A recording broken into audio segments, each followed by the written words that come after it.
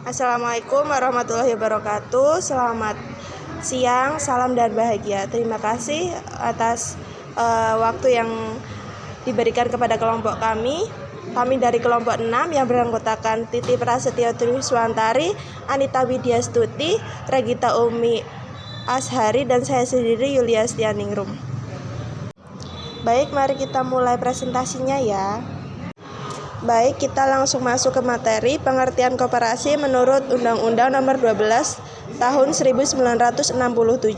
Koperasi Indonesia adalah organisasi ekonomi rakyat yang berwatak sosial beranggotakan orang-orang atau badan-badan hukum koperasi yang merupakan tata susunan ekonomi sebagai usaha bersama berdasarkan atas asas-asas kekeluargaan. Baik, selanjutnya pengertian koperasi menurut Undang-Undang Nomor 25 Tahun 1992. Koperasi adalah badan usaha yang beranggotakan orang-orang atau badan hukum koperasi dengan melandaskan kegiatannya pada prinsip koperasi sekaligus sebagian gerakan ekonomi rakyat yang berdasarkan asas kekeluargaan. Kemudian ada aspek utama koperasi. Yang pertama adalah aspek perkumpulan.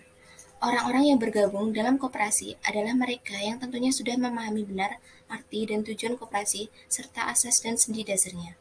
Sebagai contoh, anggota koperasi harus memiliki kesadaran bahwa bukan kepentingan diri pribadi yang diutamakan, tetapi kepentingan bersama. Yang kedua, aspek utamanya. Pengelolaan koperasi pada dasarnya tidak berbeda dengan usaha bukan koperasi, yaitu harus efisien dan efektif serta dilandasi dengan hukum-hukum ekonomi.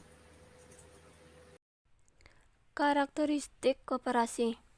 Menurut Pernyataan Standar Akuntansi Keuangan Nomor 27 Tahun 2007, karakteristik utama koperasi yang membedakannya dengan badan usaha lain adalah bahwa anggota koperasi memiliki identitas ganda, yaitu anggota sebagai pemilik sekaligus pengguna jasa koperasi. Karakteristik koperasi yang pertama ada koperasi dimiliki oleh anggota yang bergabung atas dasar sedikitnya satu kepentingan ekonomi yang sama. Kedua, ada koperasi didirikan dan dikembangkan berlandasan nilai-nilai percaya diri untuk menolong serta bertanggung jawab kepada diri sendiri, kesetiakawanan, keadilan, persamaan, dan demokrasi.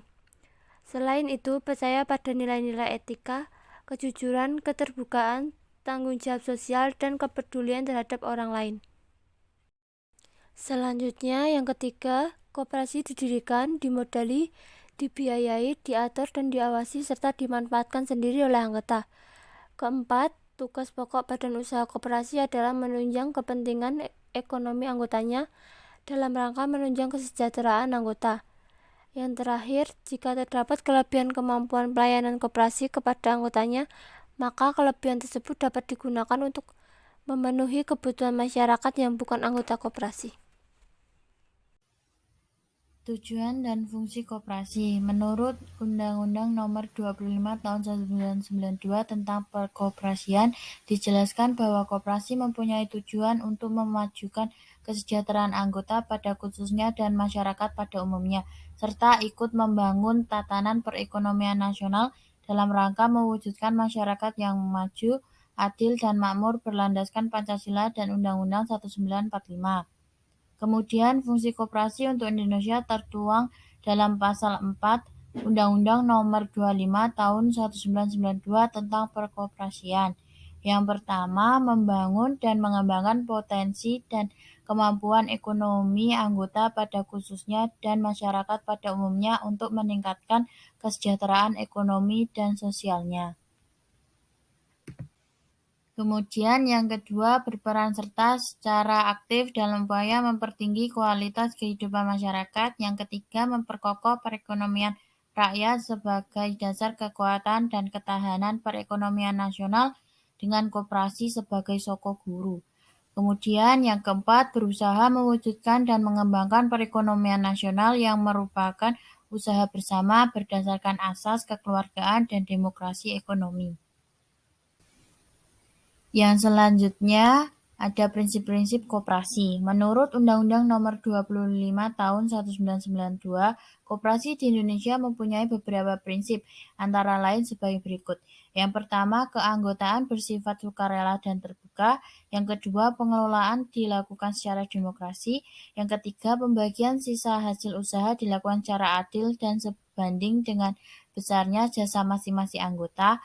Yang keempat, pemberian balas jasa yang terbatas pada modal.